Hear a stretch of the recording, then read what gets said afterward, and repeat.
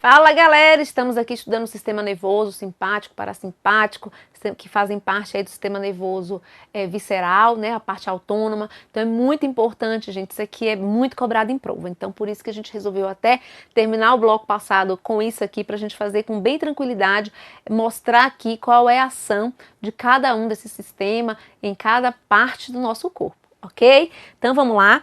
Quando eu tenho a ação do parasimpático, eu vou ter a contração da pupila, que a gente chama de miose, tá? Quando eu tenho a ação do simpático, eu vou ter aqui a dilatação da pupila, que a gente chama de midríase, tá?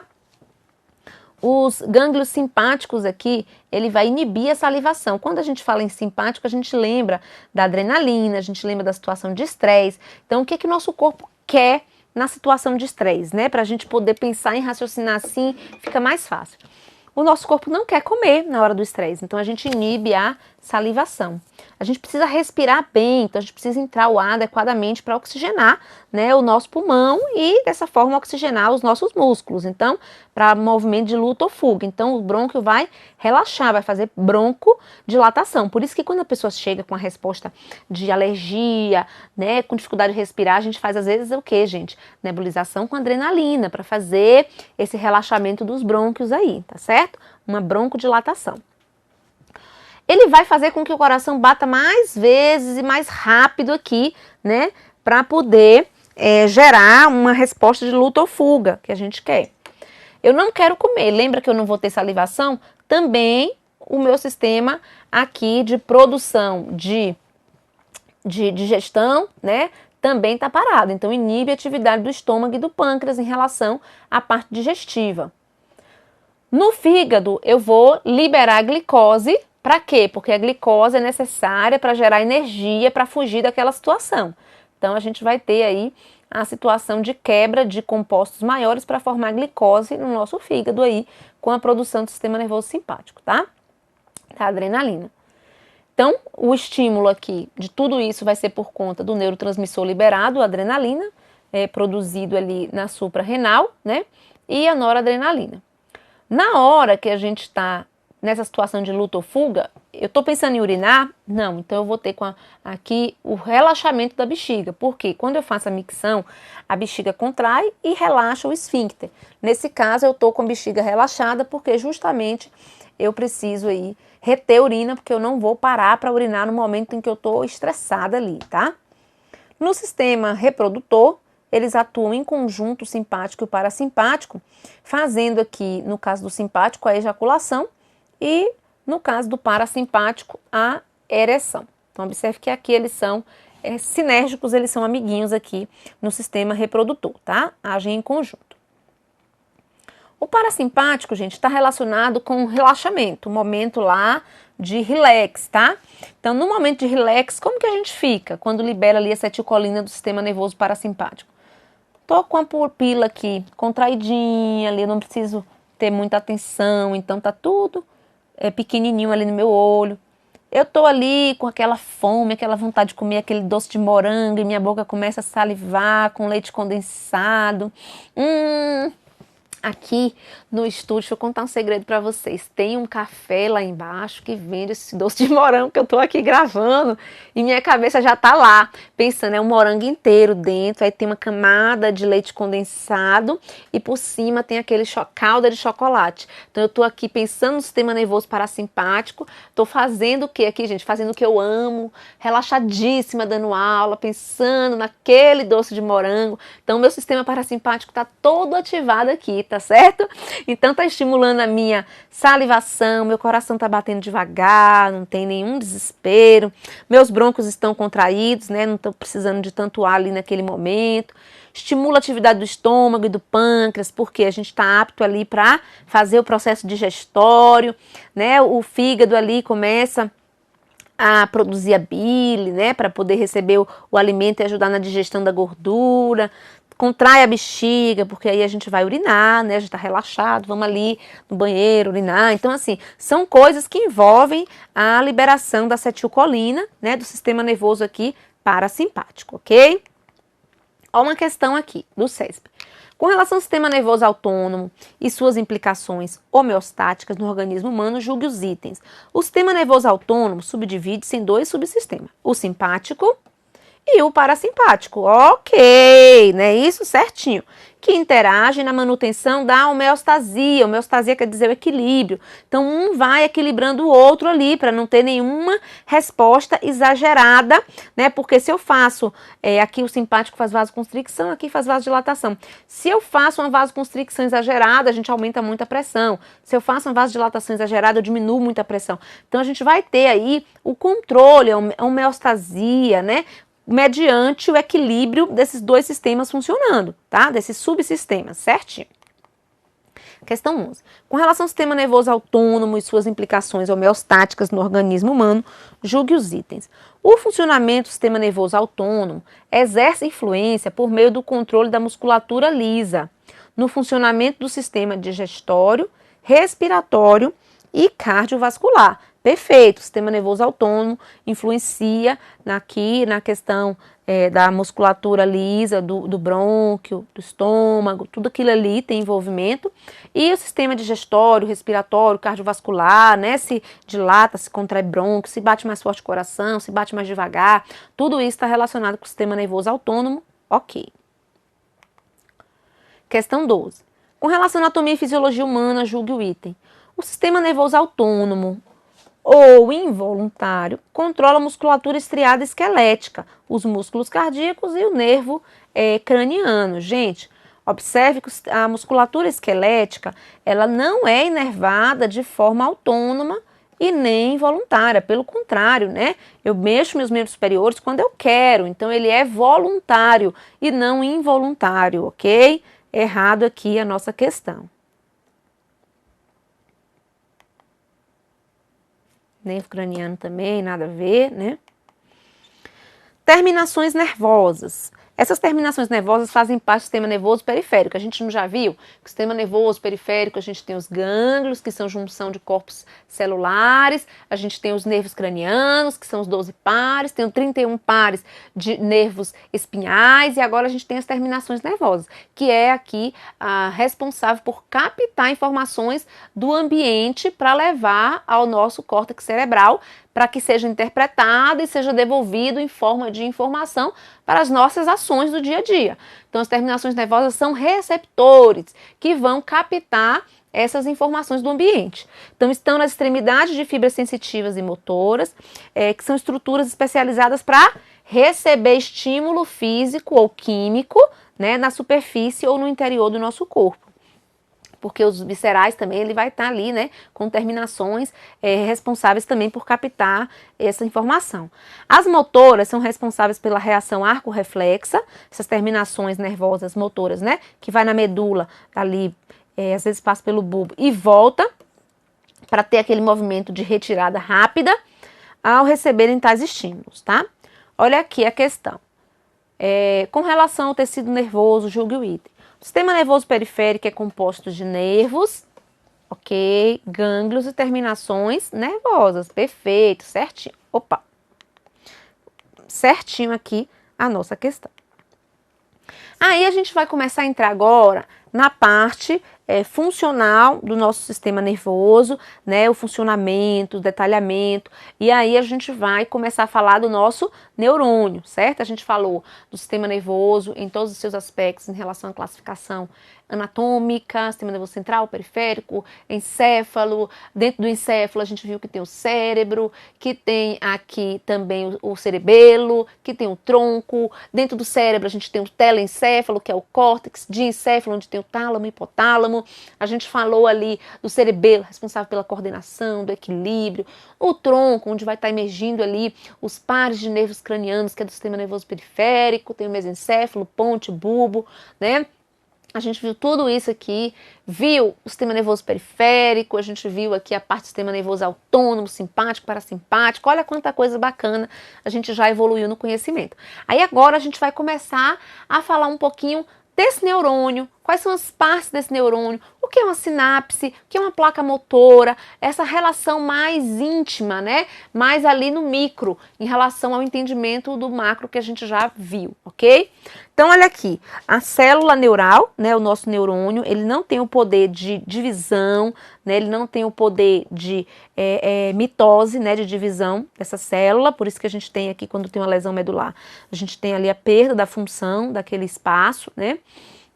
E aqui eu vou ter o meu corpo celular, o núcleo da célula, né, os dendritos, ok? Eu vou ter aqui, né, o meu axônio, esse axônio é uma via de transmissão, né? E aí, ao redor dele, eu vou ter a minha bainha de mielina. Essa bainha de mielina, ela é produzida por células da glia, dentre elas a célula de Schwann, e também os oligodendrócitos, tá? A gente vai ver também essa glia já. Vai ver a barreira hematoencefálica também, tá? Esses nódulos de Javier, essas entradinhas aqui, né? Onde permite o impulso nervoso de forma saltatória em relação aqui a esses espaços, o que aumenta a velocidade de condução nervosa, ok? Os axônios aqui, né, onde a gente vai ter o impulso nervoso aqui liberado para direção aos axônios, ok? Então aqui a direção dos impulsos nervosos, ele vem dos dendritos, passa pelo corpo e vai em direção ao axônio para o próximo neurônio ou para o músculo, se for uma placa motora, né, ou para uma glândula, enfim, aquele neurônio que ele vai estar sendo responsável aí nessa condução, tá? Questão 14 do CESP. Acerca da estrutura e do funcionamento do sistema nervoso humano, julgue o item que se segue. Do ponto de vista eletroquímico, né, o processamento de informações do sistema nervoso depende da ocorrência de potencial de ação. Quando eu falo em potencial de ação, eu estou falando de diferença desse potencial, né, e que faz com que o impulso ocorra. Esse potencial de ação, né, ele é gerado pela entrada aqui de íons dentro das células, tá? Inclusive o sódio, por exemplo, aqui no neurônio, e que faz com que ande essa atividade elétrica, tá? O coração, ele acontece aquele impulso elétrico do coração, que sai do nó sinusal, vai para o nó atrioventricular, vai para a fibra de Purkinje, né? Então, aquele impulso elétrico do coração, ele também ocorre por diferença de potencial de ação, tá? Que é a entrada e saída de íons que faz com que haja ali aquela geração de energia, que faça uma diferença de potencial de ação, tá? Então, da mesma forma lá, aqui no sistema nervoso, ele também vai acontecer esse impulso nervoso mediante aqui o potencial de ação, ok? Então, aqui a gente vai lembrar um pouquinho da sinapse, que é o encontro aqui de conexão, né, entre dois neurônios. E aí vai se encontrar um axônio de um com o dendrito do outro, tá? Então, aqui, por meio dessa conexão, essa sinapse, um não encosta diretamente no outro, fica só próximo. A gente vai ter a comunicação por meio de neurotransmissores, tá? Esses neurotransmissores, eles vão ser liberados dentro aqui do axônio por meio de vesículas que vão ficar no que a gente chama de fenda sináptica, que é esse buraquinho aqui entre o axônio do neurônio que está enviando a informação e o dendrito do neurônio que está recebendo a informação, tá? Essas vesículas vão estar aqui cheias de neurotransmissor, vão sair de um neurônio, vão se grudar no próximo neurônio, no dendrito do próximo neurônio, para que essa informação seja transmitida então. Então eu tenho a dopamina, a noradrenalina, a acetilcolina, né, como neurotransmissor de exemplo aí sendo transmitido dessa forma, tá? Por meio das sinapses. Então eu tenho a extremidade do axônio dilatada, o citoplasma com bolsinhas, vesículas. Essas bolsas ou vesículas se fundem à membrana, liberam aqui neurotransmissor na fenda sináptica que vai para o próximo neurônio. Eu vou ter essas sinapses, né, entre neurônio e neurônio, que é o que a gente mostrou aqui na imagem, tá? Um axônio com dendrito. Ou eu posso ter a placa motora, o neurônio com músculo, ou o neurônio com uma glândula, que ali vai estar estimulando que aquela glândula seja, que funcione, né? Libere ali a produção, no caso da sudorípara do suor, sebácea, libere o sebo, né? Enfim. Olha aqui uma imagem da vesícula sinápticas com neurotransmissores sendo passado de um para o outro. Essa é neuroneural, ou seja, entre dois nervos. Axônio de um com o dendrito aqui do outro. Agora, a sinapse em relação à placa motora, né? Ou seja, tem um neurônio motor que vai estar liberando acetilcolina para que libere o cálcio no retículo sarcoplasmático do músculo e que ocorra o deslizamento da fibra de actina sobre a miosina e dessa forma ocorra a contração muscular. Por isso que quando tem, gente, uma lesão medular, né, e o nervo não consegue levar essa transmissão de informação para o músculo, a gente tem a plegia, que é a falta do movimento daquele segmento, ok? Questão de número 15. Com relação ao tipo de estrutura e a função de alguns tecidos humanos, julgue o item. Os neurônios são as unidades celulares básicas de formação do sistema nervoso central e periférico. Então, a unidade básica, né, a célula da unidade aqui básica do sistema nervoso é o neurônio. Não são as únicas, né, não é o único tipo celular que tem no sistema nervoso, mas é a parte mais básica de funcionalidade do sistema nervoso, ok? Certinho. E aí a gente vem dizendo para vocês que não são as únicas células aqui o neurônio, justamente porque a gente tem as células da glia. Essas células da glia, elas vão dar sustentação aqui ao nosso sistema nervoso, vai ajudar na nutrição também, porque, por exemplo, os astrócitos, eles vão ligar aqui entre o vaso sanguíneo e o neurônio, vai fazer essa sustentação e ao mesmo tempo ele vai ajudar a passar nutrientes para o neurônio, tá certo? Então ele tanto ajuda a nutrir o sistema nervoso quanto sustentar aqui a colocação desses neurônios, ok?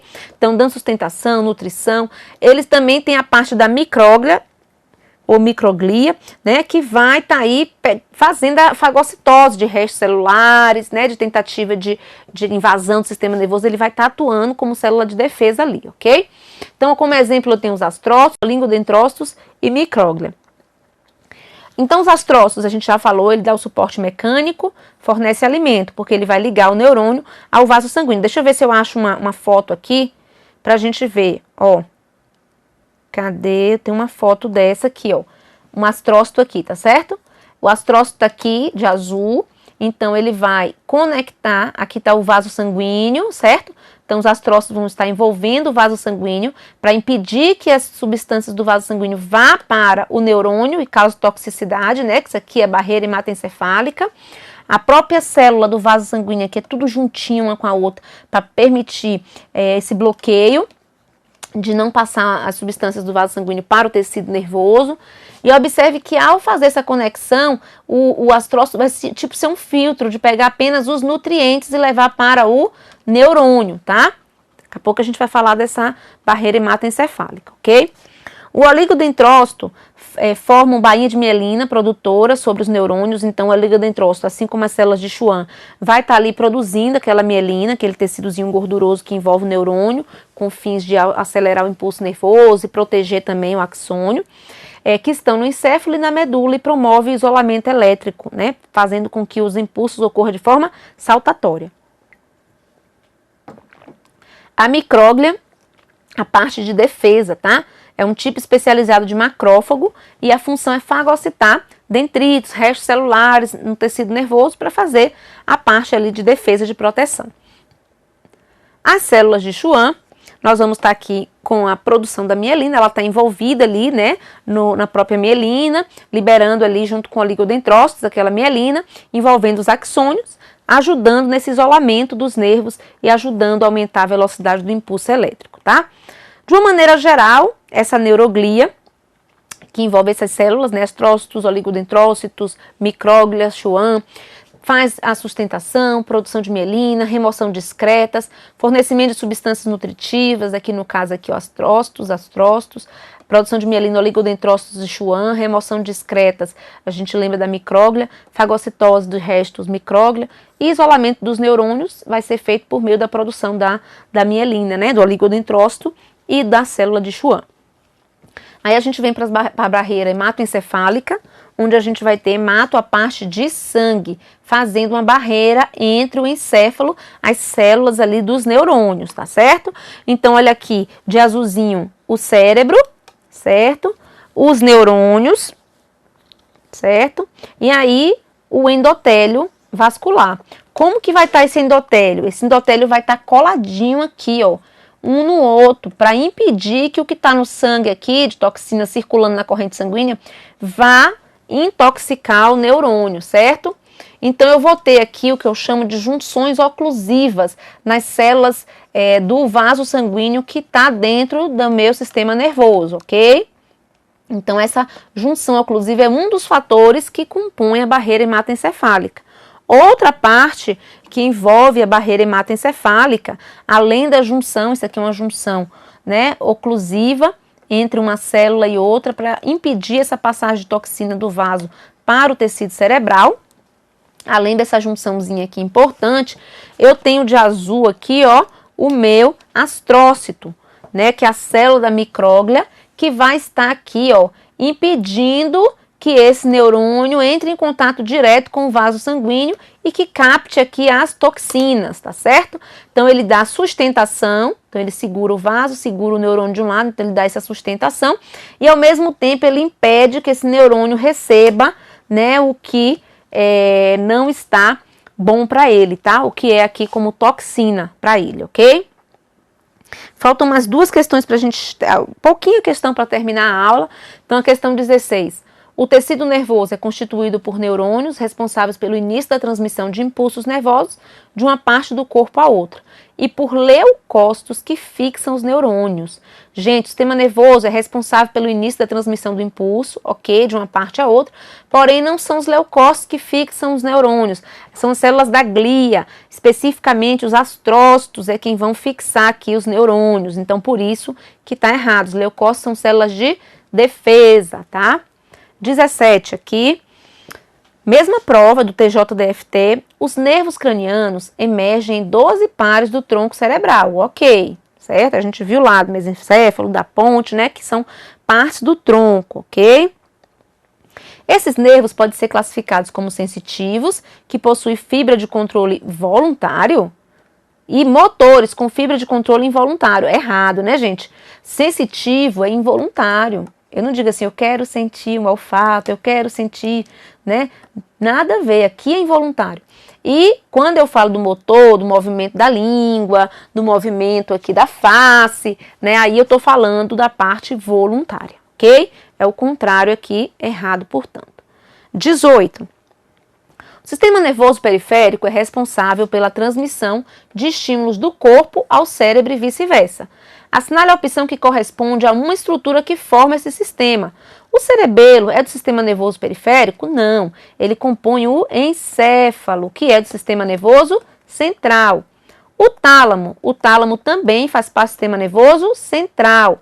O hipotálamo também faz parte do sistema nervoso central, lá do cérebro, na parte do diencéfalo, né? Tem o sistema nervoso central, aí tem o cérebro, e dentro do cérebro a gente divide em telencéfalo e diencéfalo. No diencéfalo, a parte interna, onde vai estar aqui o tálamo e o hipotálamo, certo? O sistema nervoso central tem o cérebro, né? Tem o encéfalo, que é dividido em cérebro, cerebelo e tronco, ok? Nervos cranianos, opa, aqui sim, apesar de estar dentro do crânio, a maioria deles, né, emergindo do tronco, eles fazem parte do sistema nervoso periférico. Ventrículos cerebrais, não, faz parte ali do diencéfalo, né, onde a gente vai ter os ventrículos gerando ali a produção do líquor, enfim, nada a ver com o sistema nervoso periférico, os ventrículos. Questão 19, última questão aqui pra gente. O padrão rítmico da respiração e os ajustes que ocorrem nessa ação particular estão integrados em porções do tronco cerebral. Então, a respiração é controlada pelo tronco, especialmente que parte? O tronco tem o mesencéfalo, a ponte e o bulbo, conhecido como centro respiratório. Esse centro parte os nervos responsáveis pela contração dos músculos respiratórios. A respiração é, portanto, controlada automaticamente por um centro nervoso que se localiza onde, gente? No tronco, especificamente no bulbo, tá? É o bulbo. O diafragma é o músculo, né? Lá é relacionado com a contração dele, faz a inspiração, mas quem controla de forma automática é o bulbo, ok? O cerebelo é equilíbrio, coordenação, pulmão não, e medula também não. Então, o bulbo é onde a gente vai estar. A medula vai emergir nervos que vai contrair o diafragma como nervo frênico, tá certo? Mas o controle automático no sistema nervoso é feito lá no bulbo, questão 19, letra B, e nós finalizamos o sistema nervoso, tá, gente? Foi aí um momento de muito aprendizado, de um assunto bem complexo e que eu busquei aí, de uma forma bem didática, trazer para vocês as informações que estão nas provas e trazendo essa teoria relacionada. Um grande abraço, qualquer dúvida, estou no fórum e vamos junto, ligado no modo turbo. Grande abraço!